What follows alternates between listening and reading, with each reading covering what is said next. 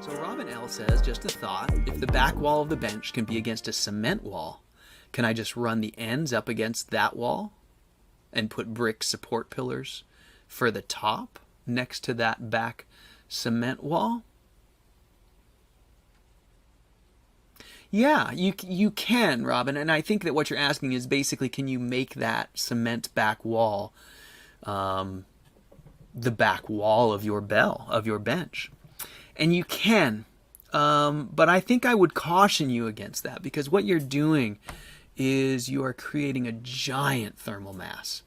I mean, it's just an enormous thermal battery that you're going to have with that concrete wall, which I assume forms a wall of your house.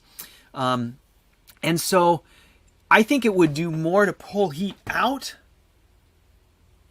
and send it outside than it would to store heat and keep it in. So if I were you, I would actually recommend, oddly enough, building your brick, bell with a bit of airspace away from that concrete wall, just to provide some insulation.